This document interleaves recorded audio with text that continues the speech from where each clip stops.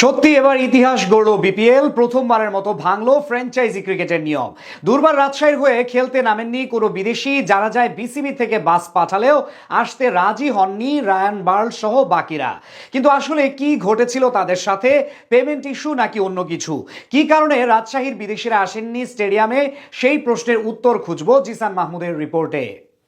ম্যাচের বাকি তখন মাত্র 30 মিনিট, অথচ দুর্বার রাজশাহীর কোনো বিদেশি ক্রিকেটার নেই মাঠে। খোঁজ নিয়ে জানা যায় রায়ান বার্ল থেকে শুরু করে মোহাম্মদ হারিস, তারা সবাই আছেন হোটেলে। এদিকে বিসিবি থেকে জানানো হয় কমপক্ষে 2 জন ফরেনার ক্রিকেটার রাখতে হবে একাদশে, তাই নিজ উদ্যোগে টিম হোটেলে বাস পাঠালেও বিসিবির ডাকে সাড়া দেয়নি কোনো বিদেশি ক্রিকেটার। এদিক থেকে বলা চলে এক প্রকার নতুন ইতিহাস তৈরি হলো 2025 বাংলাদেশ প্রিমিয়ার লিগে। এই যখন অবস্থা, তখন বিভিন্ন মহল থেকে প্রশ্ন উঠেছে, শুধুই কি পেমেন্ট ইস্যু নাকি ভিন্ন কিছু জড়িয়ে আছে এর পেছনে? টুর্নামেন্টের শুরু থেকেই দলটার সঙ্গী হয় একের পর এক অনিয়ম ও বিতর্ক। দেশের বড় বড় সংবাদ মাধ্যমগুলোতে বেশ কিছু তথ্য প্রকাশিত হয়, তবে ঢাকার গত পর্ব, সিলেট ও চট্টগ্রামে বড় ধরনের কোনো কাণ্ড জন্ম না নিলেও মিরপুর শেরেবাংলা ক্রিকেট স্টেডিয়ামে আজ ঘটে ভিন্ন রকমের এই অভিজ্ঞতা। মূলত আজ সকাল থেকে রাজশাহীর বিপক্ষে ছিল বৃহৎ অভিযোগ। জানা যায় হোটেলের টাকা পরিশোধ না করায় দলটার ক্রিকেটার ও কোচিং স্টাফকে বের করে দেওয়া হয়। পরবর্তীতে নতুন এক হোটেলে তারা আশ্রয় নেয়। সেই ঘটনার রেশ কাটতে না কাটতে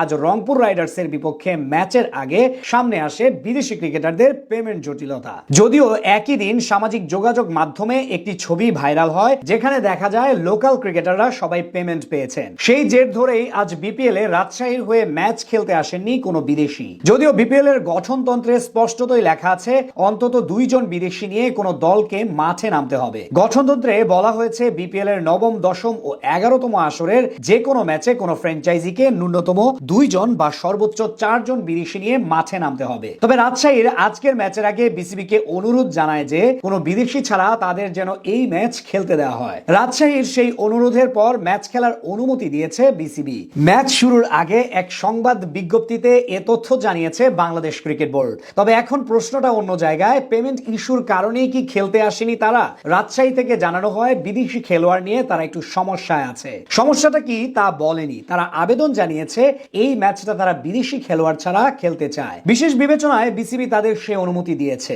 এখন দেশের ক্রিকেট ভক্তদের মনে প্রশ্ন, আসলে কি সেই সমস্যাটা? কেনই বা বিদেশিরা আসেনি স্টেডিয়ামে? বিপিএল এর এবারের আসর নিয়ে সমর্থকদের প্রত্যাশা ছিল অনেক। এমনকি ইতিহাসের সেরা টুর্নামেন্ট হওয়ার প্রতিশ্রুতি পাওয়া গিয়েছিল বিসিবির কাছ থেকে। কিন্তু মাঠের খেলায় দেখা যাচ্ছে ভিন্ন কিছু। তাই তো অনেকে নাম দিয়েছেন বকেয়া প্রিমিয়ার লিগ।